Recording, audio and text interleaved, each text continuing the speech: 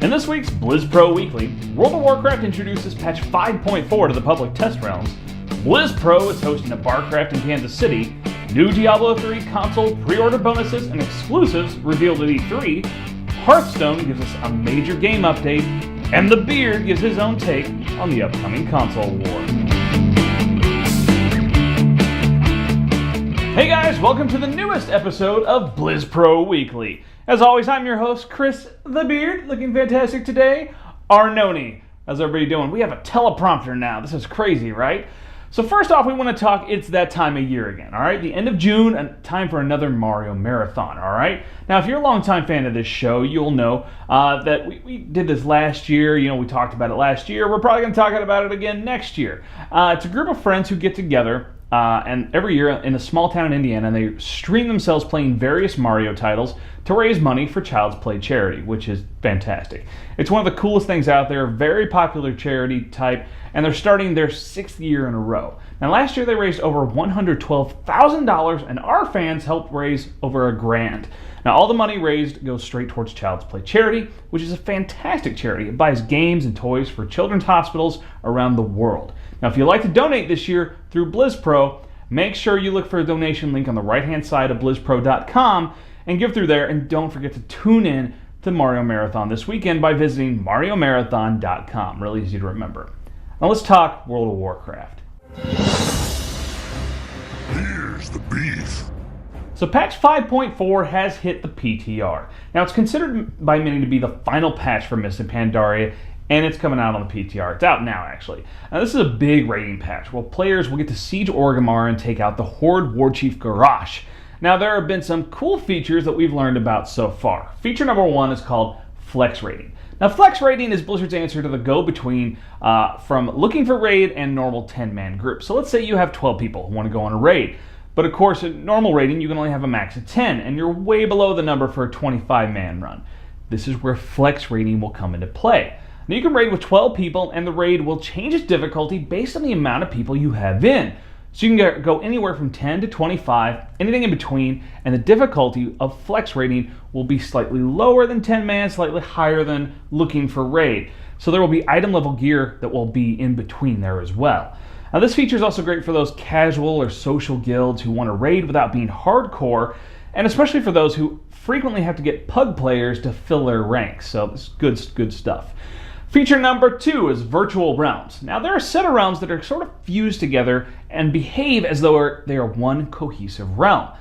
Now these players in the same virtual realm will be able to join guilds, access a single auction house, join arena teams and raids, and run dungeons or group up to complete quests.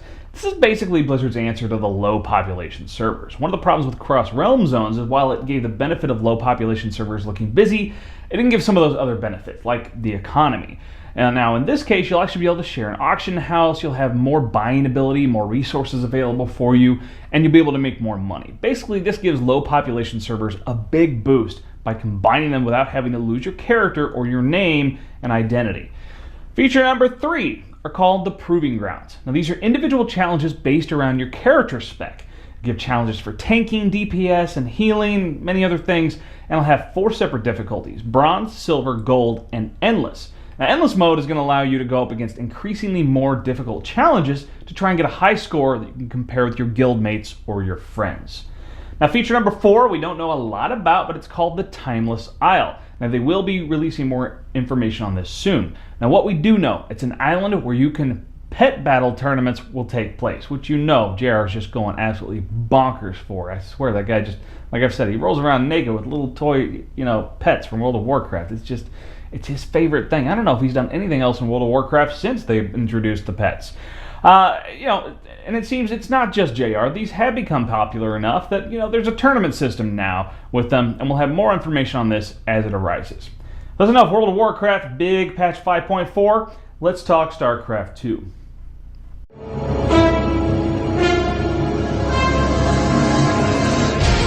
You want a piece of me, boy? So the MLG Spring Championship is approaching, and BlizzPro is sponsoring another local Barcraft here in Kansas City. Now we've teamed up with Blizzard, SteelSeries, and One Nation of Gamers to bring you a Barcraft downtown Kansas City once again at Snow & Co. awesome little bar, all right? Now, the event's going to take place Sunday, June 30th, begin at 1 p.m., and will end either when MLG is over or Snow & Co. kicks us to the curb. Probably more the former than the latter. Now, there's going to be several big prizes, really big ones from SteelSeries. If you're in KC or you want to come visit, definitely come down, check it out, have some drinks, have some food, watch some StarCraft with us. It's going to be a good time. Let's talk Diablo 3. Stay a while and listen. So, strangely enough, Blizzard was actually at E3. Now, we actually tried to film an episode last week and had some technical issues, so we're coming back around to this. I know it's been a couple weeks, but nevertheless, Blizzard was actually at E3, which is kind of crazy. They don't usually do that. But it's because they had Diablo 3 for consoles, and it came with some cool new announcements for some pre-order bonuses and exclusives. Now, we already knew about the Infernal Helm, which gives you a plus experience bonus on your characters. You're also going to receive the Angelic Wings, the Bottled Cloud die, and the Bottled Smoke die. Now, these items are just cosmetic in nature. The dies are meant to dye your armor white or black. Now, since there's no collector's edition for these consoles, these are basically the same items people received when they bought those collector's editions on PC or the Digital Deluxe editions. Now, for those buying the PS3 versions, you'll get some Sony exclusives on your pre-order as well. The Hero's Journey is based off the indie game, Drake's Amulet is based off Uncharted, Crimson Angelic Wings are cosmetic in nature. However, Leoric's Gauntlet will summon a skeleton to help you fight, and Leia's Ring is a level 60 item that will buff your magic find, gold find, movement speed, and your defenses. So, pretty cool stuff. If you're wanting to get it on console, definitely worth grabbing those pre-orders. Let's talk Hearthstone.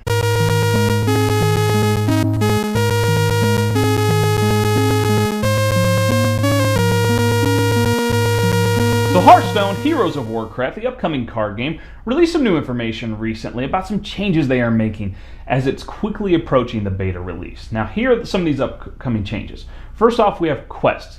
Now, apparently there are going to be new quests added every day. You can go to play and acquire gold. Speaking of gold, that's a new thing. It's the official currency in the game. Now, you can use this to purchase packs of more cards, to complete your collection. You can also use it to gain entry into the Forge, which is kind of like a sealed deck draft tournament kind of play. A new leveling system is being added. You can level up your favorite class to gain basic and golden basic cards for that class, and the more you play, the more experience you get. And you get even more experience by winning. They've added a friends list, of course they have, with a chat feature, because you want to talk to people while you're playing. You know, trash talk or just talk with your buddy while you're playing. Obviously you want that. We've been waiting for this. Well, there it is. Now, they've also updated the card frames. This basically makes it a little easier to figure out what type of card is being played based on the color and frames. So it's something that was really needed. It was kind of confusing, especially, I mean, it's a lot of new cards anyway, but this will help to make it very easy. At a glance, somebody throws something down, you know kind of the specific class or what kind of card it is, just, you know, real quick. It makes things a little easier. Other changes, some of your cards, now we won't go into those in depth right now because they're extensive, but you can read all about them on BlizzPro. We will touch on some other things though. There are some new cards added. Once again, check BlizzPro for all the details, but JR wanted me to mention Shield Slam. Costs 1 mana. It says deal 1 damage to a minion for each armor you have. Now, he thinks this would fit great into his theory-crafted warrior deck that he just thinks he's going to pwn us all with. Yeah, hardy har. Just, you know, come on. Magic Gathering Pro right here, all right? Yeah, bring it, buddy. All right. It's time for the BlizzPro bitch session.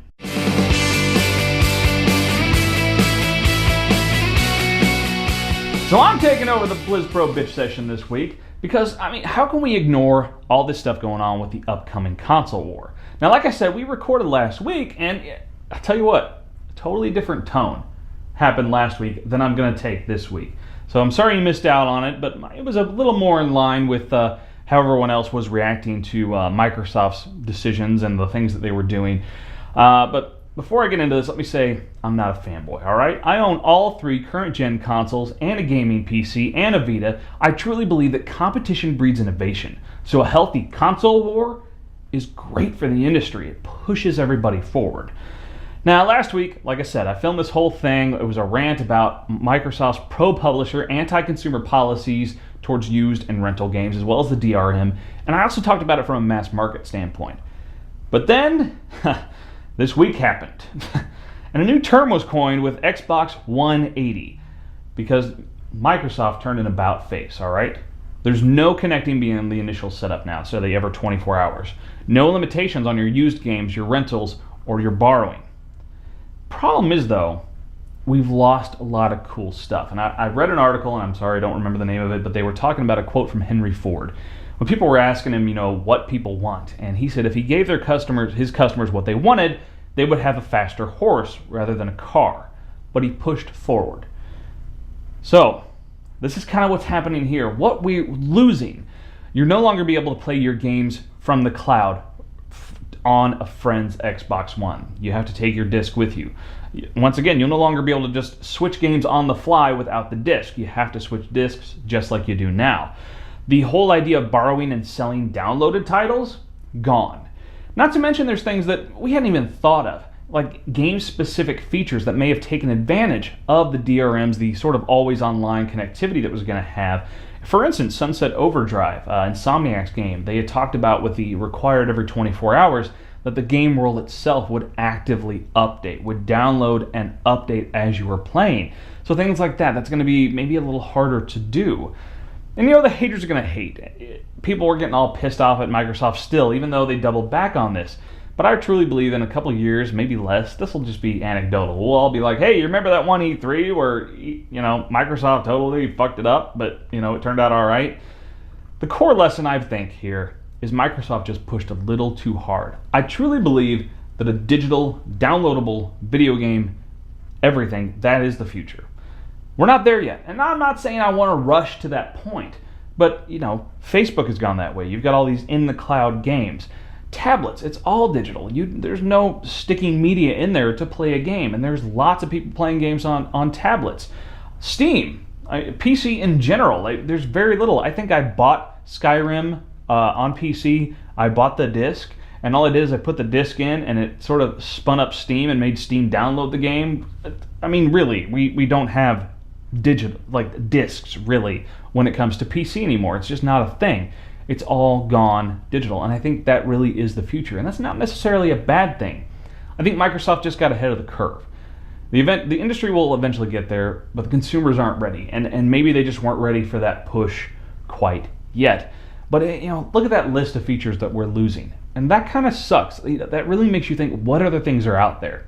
Now, this is going to kind of be a backfiring example, but let's look at Diablo 3. The auction house and the real money auction house would not even be possible if it were not for the always online. Now, granted, the auction house sucks, and it totally skull-fucked Diablo 3 as a game, and really messed things up. But that's just one instance. There are so many other opportunities. I mean, game developers, they're really creative people. They might be able to come up with all kinds of cool things to do with that connectivity. Having those extra layers of security allow them to do certain things that we just won't get any other way.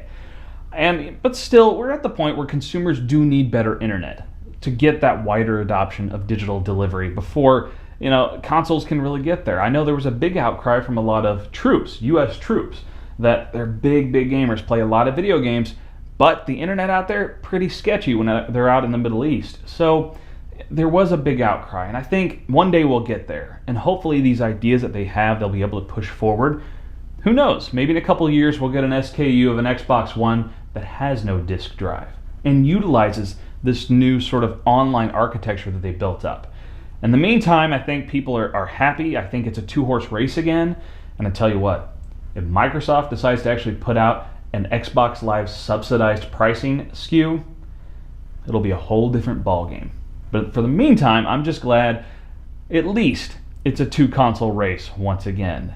Like I said, competition breeds innovation, and I don't want this industry to die. I don't think anybody else does either. All right, it's enough for the bitch session this week. And why don't you, check me out. I'm all over online, on Facebook, on Twitter. I'm a Goodreads author. Go to BlizzPro.com. All the news, reviews, fantastic community, everything you need to know about Blizzard Entertainment games.